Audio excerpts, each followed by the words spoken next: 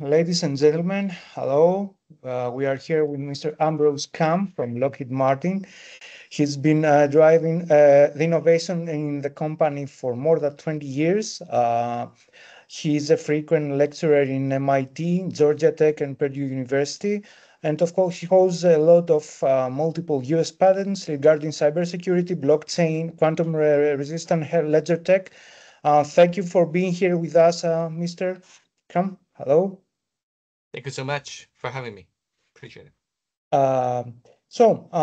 There is a lot of discussion regarding cyber threats, cybersecurity, cyberspace, but you see, most of people have a narrow-minded perspective regarding cyberspace. So I would like from you to hear the definition for people to understand more what is in general cybersecurity, and of course the cyberspace we are referring to.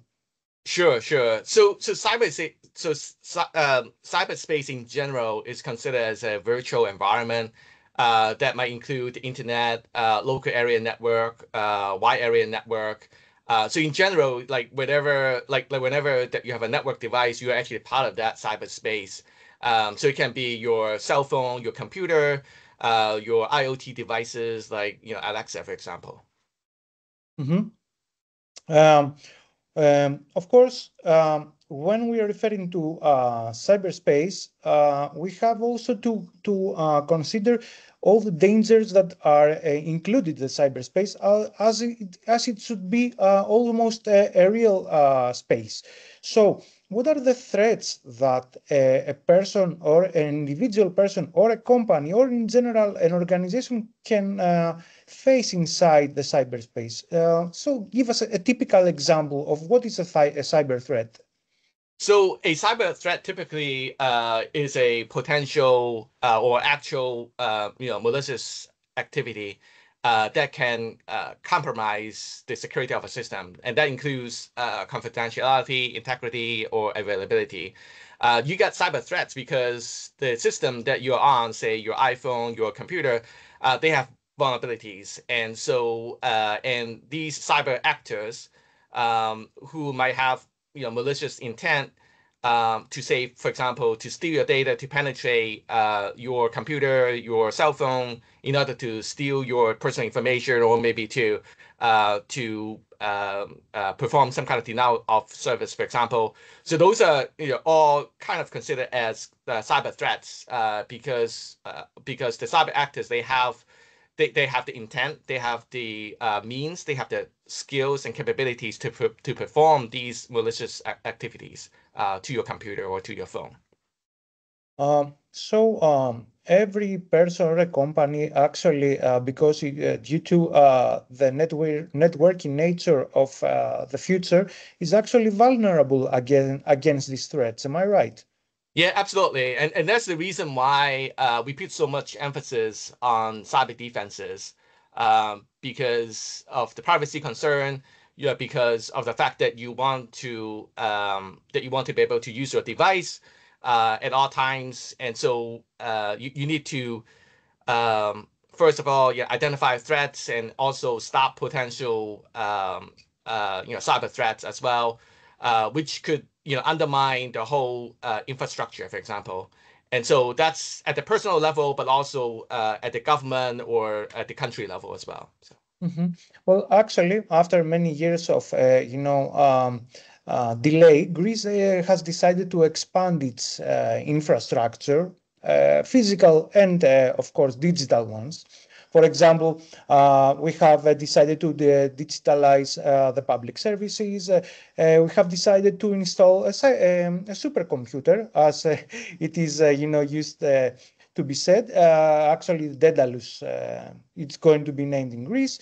Of course, we're expanding our military infrastructure. For example, we have acquired the new F-16 Vipers. We are expecting to get the F-35s.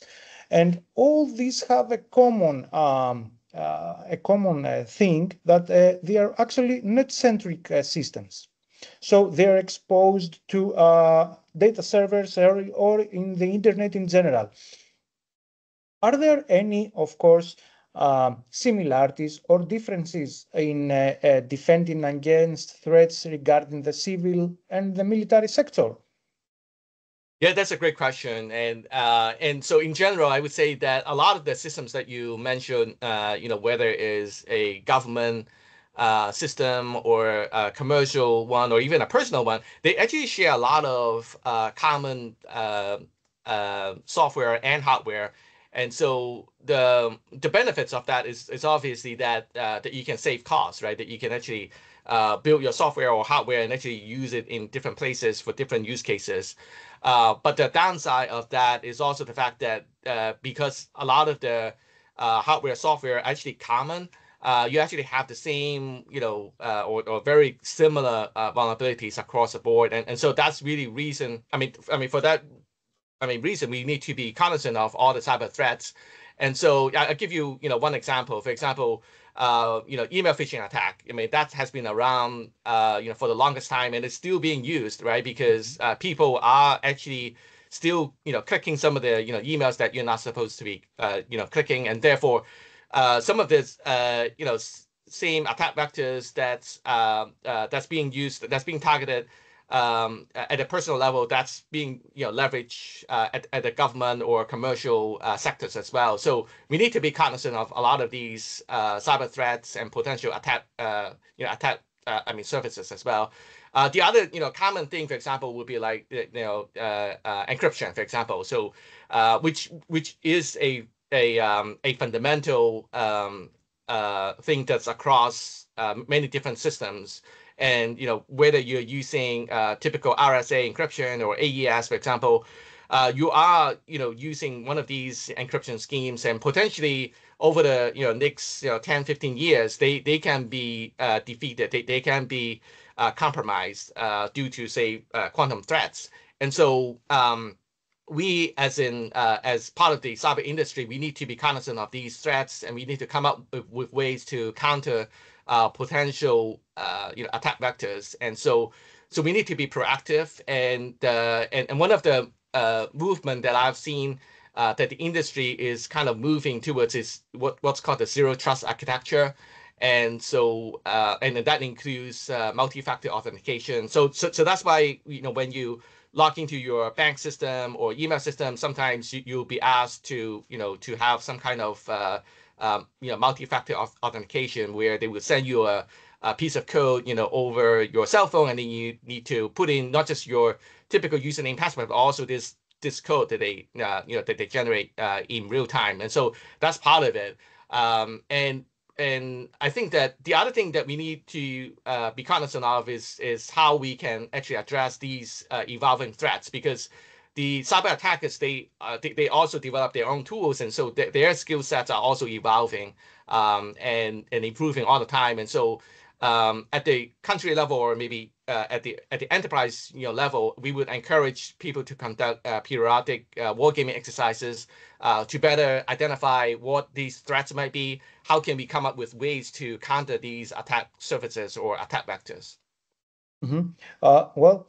You mentioned earlier that the two-factor authentication is one of the new and major things regarding the security level.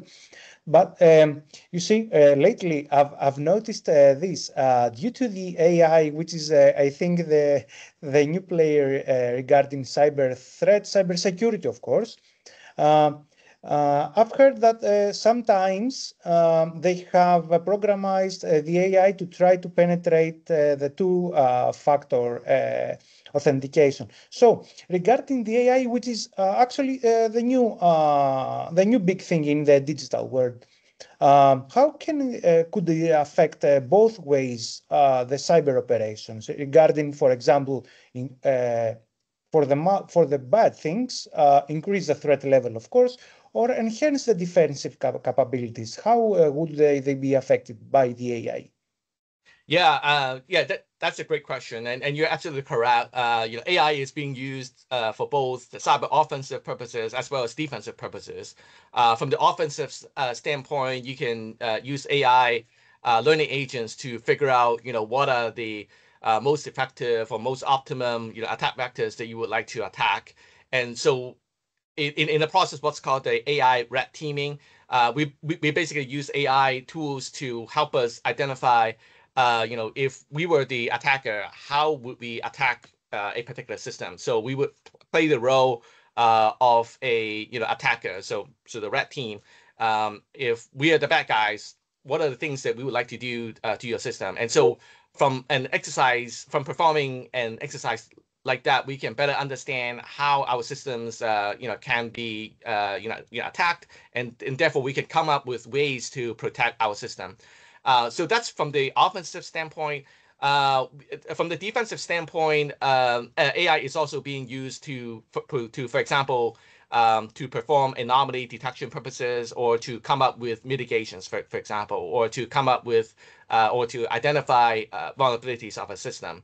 And so human operators, we're not 24/7, 365, and so we cannot be at all places at all times. And so we are using some of these cyber AI defensive measures to help us at least better identify where the threats might be, where there might be cyber incidents that might be occurring, and therefore we can train our cyber operators to better respond to these threats or to these cyber incidents.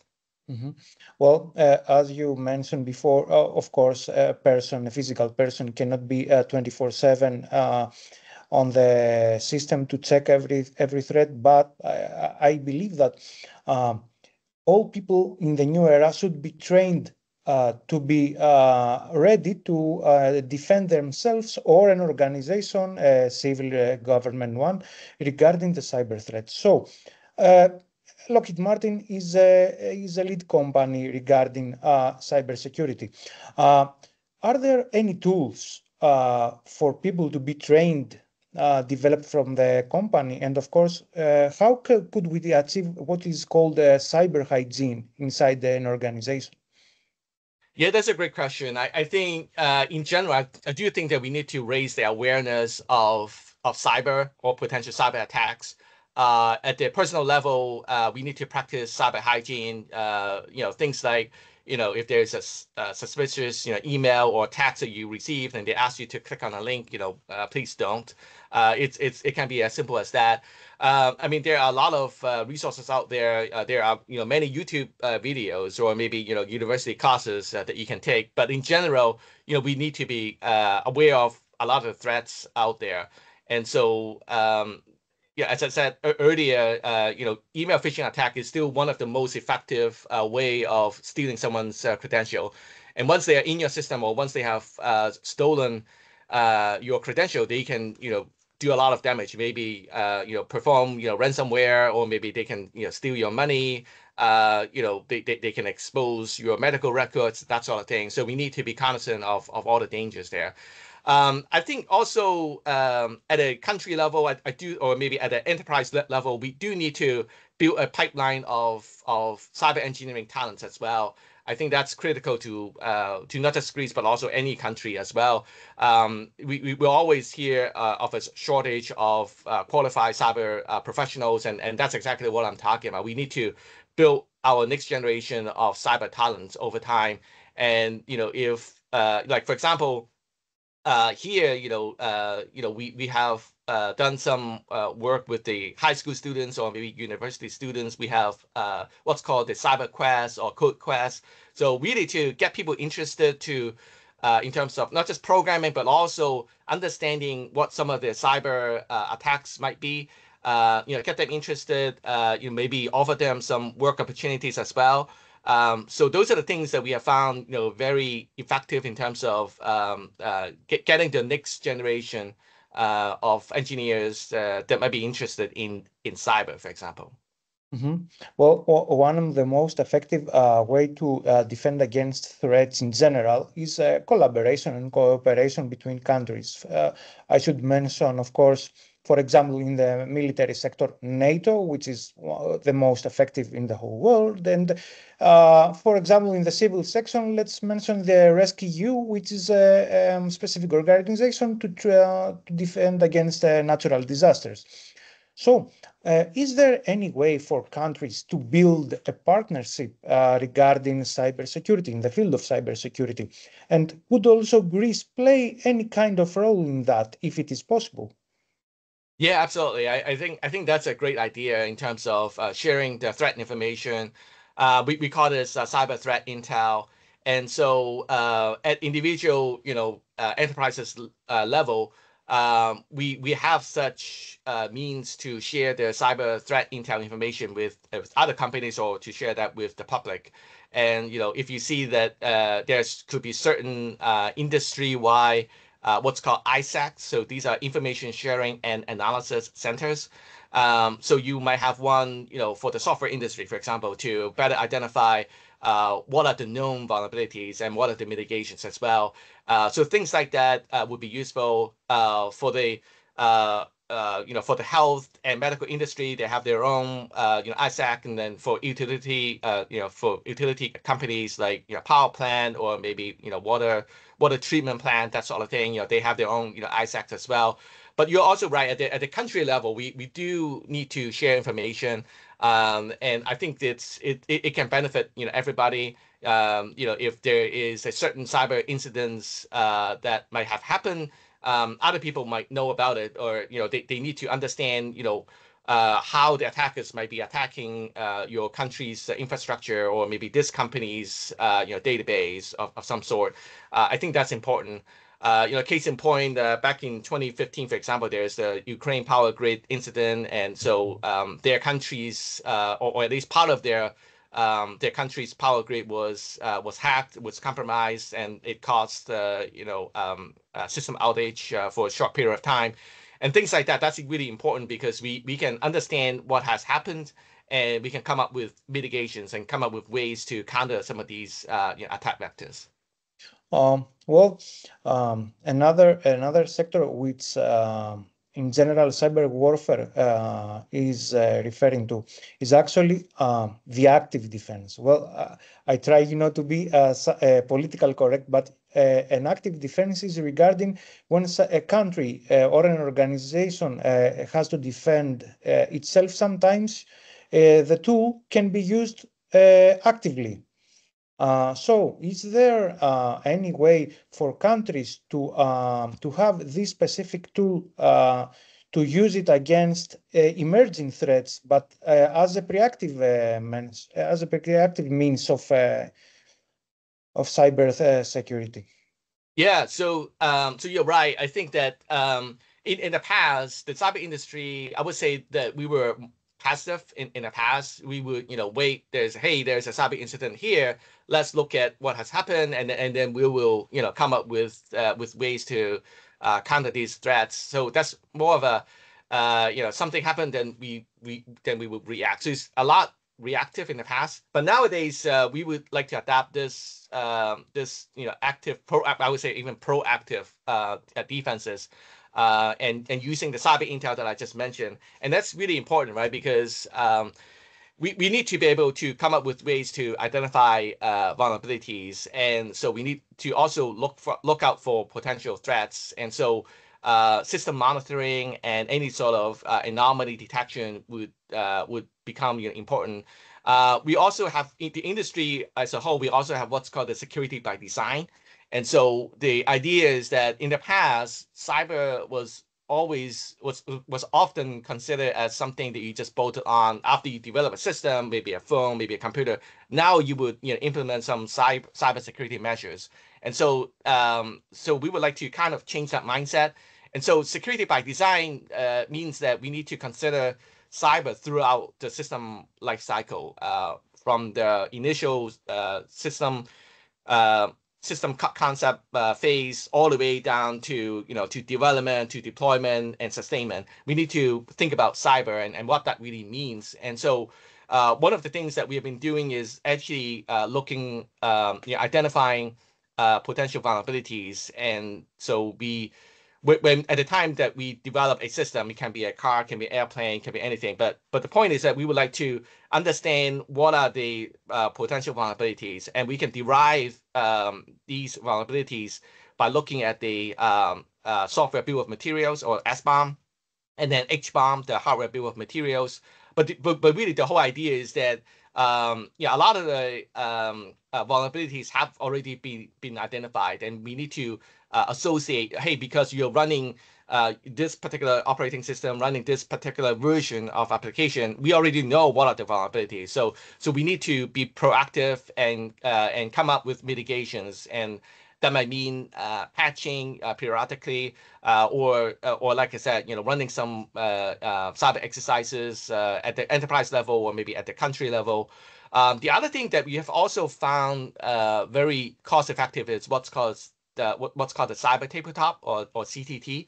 So it's basically having a group of cyber experts in the room and maybe operators as well, and then we can share experiences and we come up with hypothetical scenarios and say that, hey, you have an airplane here, I want to exercise some kind of cyber attacks, maybe attacking the power generation, or maybe to attack the engine, ECUs, for example, or maybe other parts of the airplane, maybe navigation, for example. And then the whole idea is that if you have an objective or mission objective, then you can come up with mitigations. And so CTT is often seen as a cost-effective ways, or one of the cost-effective ways to identify vulnerabilities and to better understand some of the attack vectors. And so this is what we can do, at the system level, but we can also do this at a fleet level. If you have a fleet of,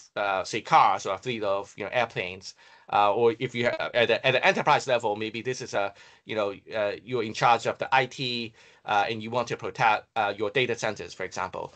So we can actually run a lot of these, what we call, CTTs, or cyber war gaming, to gain a better understanding of what might happen, so that we can come up with mitigations. Mm-hmm. Well, I guess right now the scenarios are numerous, and of course, with the implementation of AI and machine learning, the knowledge that is produced is every day bigger and bigger. But you say Lockheed actually is a worldwide leading defense company. Well, it is basically known for the airplanes, the ships, the missiles, but it's also a leading company in cyber warfare, and of course in cyber defense. So how is Lockheed envisioned the future? Because we are saying AI, but the AI exists now. I mean, it's not actually the future. It is the situation we are right now. How Lockheed is envisioned the future after, for example, 10 or 15 or 20 years? And yeah, how that's is... a great... Yeah, sorry, yes. Yeah, so you're definitely right. I think that Lockheed consider cyber as one of the fundamental part of our systems, and also within the U.S. Department of Defense, or DoD, we think in terms of the 21st century security, and so there's a concept of what's called the Joint All-Domain Operations, or JADO. And so the DoD actually defines cyber as one of the 5 domain areas, and that includes airspace, land, surface, which includes subsurface as well, but also now cyber. And so cyber actually cuts across. It's part of our mission systems. It can be part of the infrastructure. And so what we would like to do is to apply our advanced technologies, like as what you mentioned, cyber AI, to better understand what the threats might be doing to us, so that we can improve our defensive posture, and also at the same time trying to improve the cyber resiliency and platform survivability. We all know that we cannot stop all the attacks at all times, and so it is important to anticipate that even if your system can be airplane, can be ships, if they're already under attack, are there ways that they can still perform their intended function? Can they still complete their missions, for example? So that's really important. At the end of the day, we need to make sure that even though that these systems are under physical or maybe cyber attacks, they still need to perform their intended function, and they need to be able to bring our warfighters home, essentially. And so this 21st century security, that's really paramount to U.S. DoD, not just Lockheed Martin. And I think the same principles can be applied to Greece as well. Greece, as I understand it, it has been under cyber attacks. There are many different forms, including like denial of service to some government infrastructures or to government organizations. There's ransomware attacks, and so and those are the same type of cyber attacks that we have seen in other countries as well. And so we need to be able to apply this mission resilience and mission assurance principles to a country like Greece as well. And I think that Lockheed Martin, through our 100-year history, we definitely have the technologies to help. And we, just like what you said, we are one of the leading defense contractors in the world. We actually partner with other companies as well to produce a lot of our platforms as well. So we have the capabilities, we have the experiences, and so Lockheed Martin is in a unique position to help countries like Greece to improve their defensive posture. Well, actually, the history between Greece and Lockheed Martin goes way back for more than 70 years. So we know the great experience we have using the Lockheed Martin programs and, of course, projects. So you mentioned that, of course, Lockheed can help Greece establish a defense line in the cybersecurity section. Is Greece ready to, for example, and of course Lockheed Martin, for an actual cooperation regarding new projects? I mean, the Defense Ministry has declared that for every new procurement in every section, there is going to be a 25% of minimum in domestic production.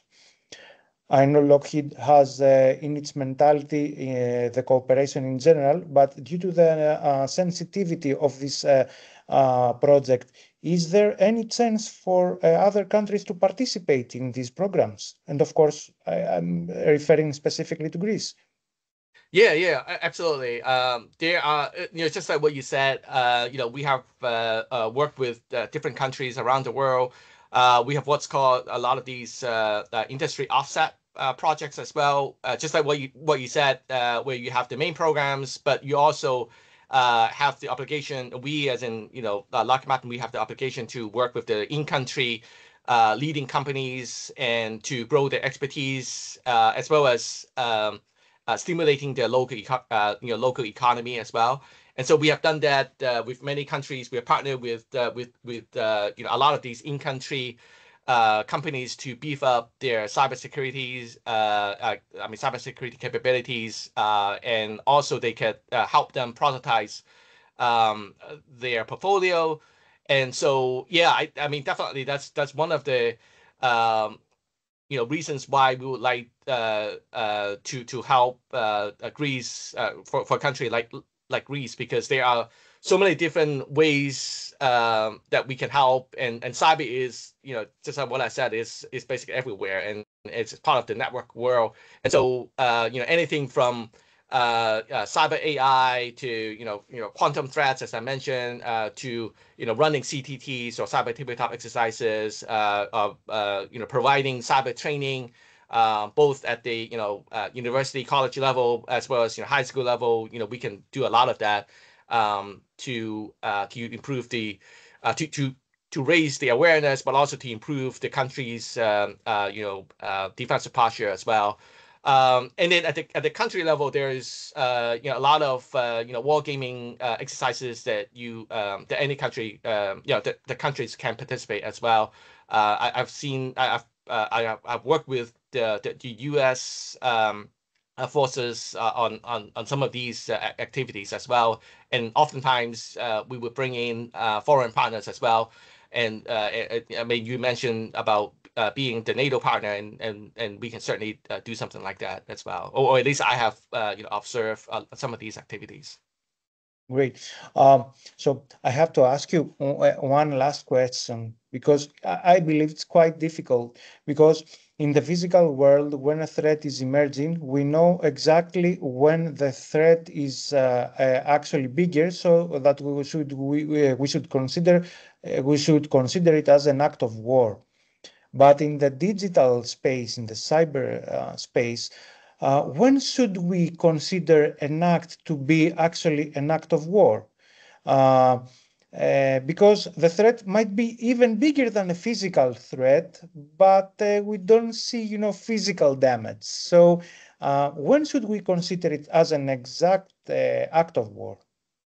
Yeah, that's an interesting question, and it's probably a very tricky question, because I actually attended some of the cyber conferences a few years ago, and somebody in the audience have mentioned that U.S. we are already at war, and of course what he's really talking about is the fact that we are constantly under cyber attacks, and so it is important to understand how we can protect ourselves, how we can protect our information, our information systems.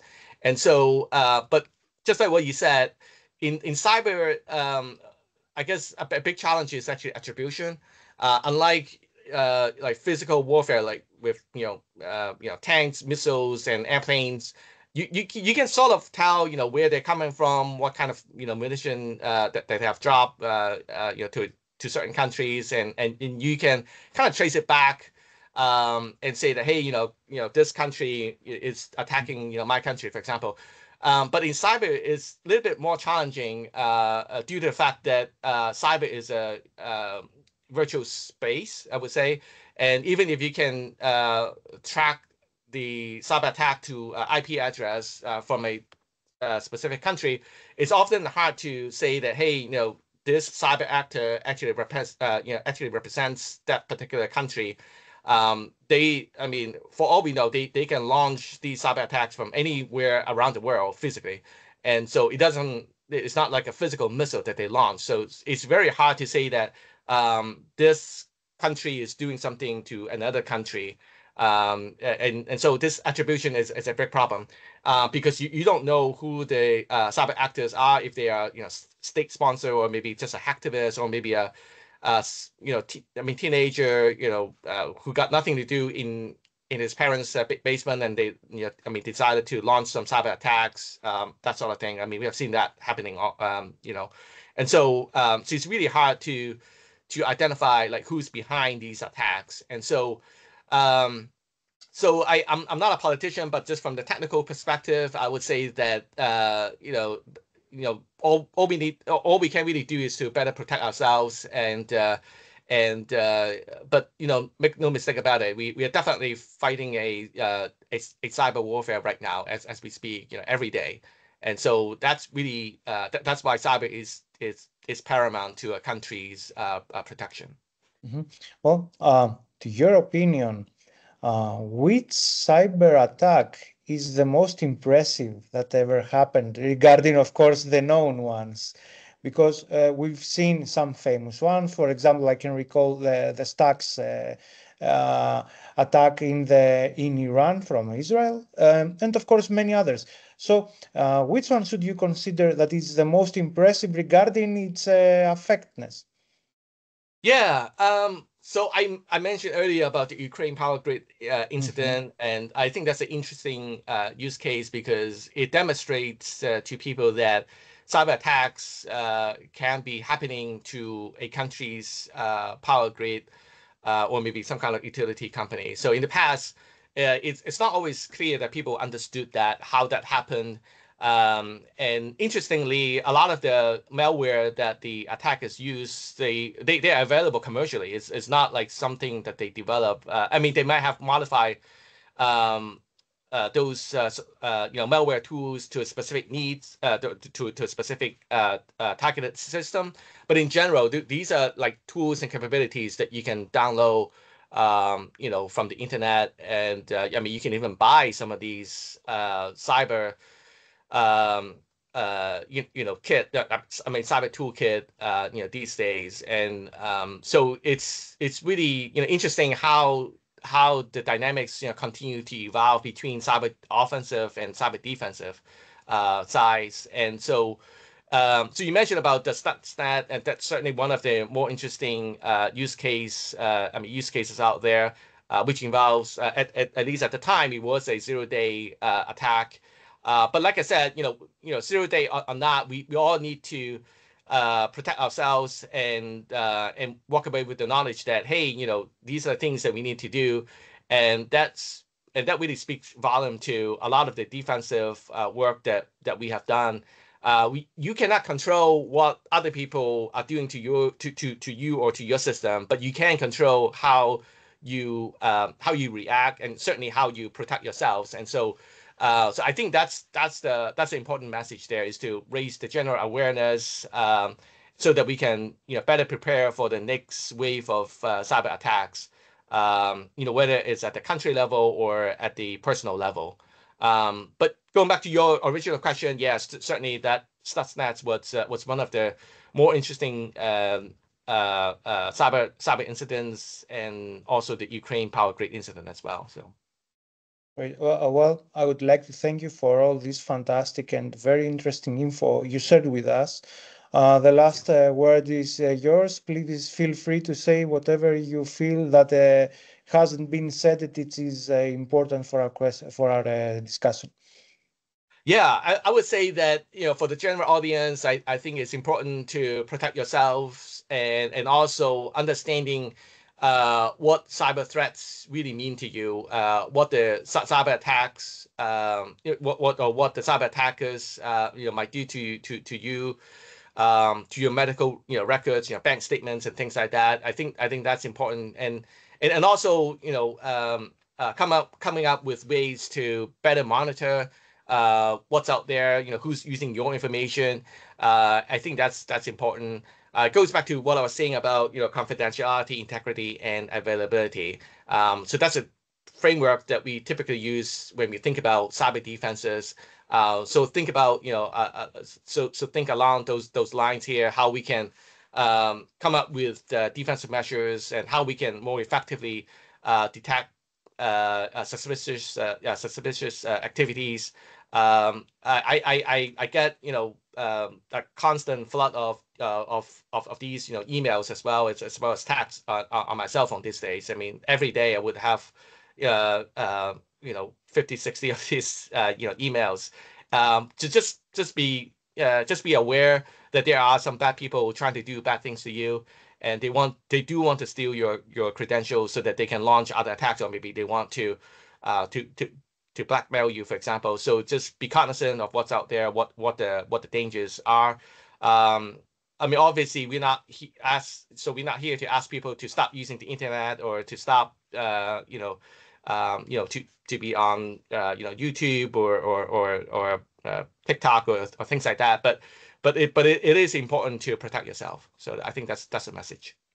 Great. I would like to thank you again. And of course, I would like you to consider giving a lecture in a Greek university, because I believe a lot of people would like to hear live all this very interesting info you shared with us today.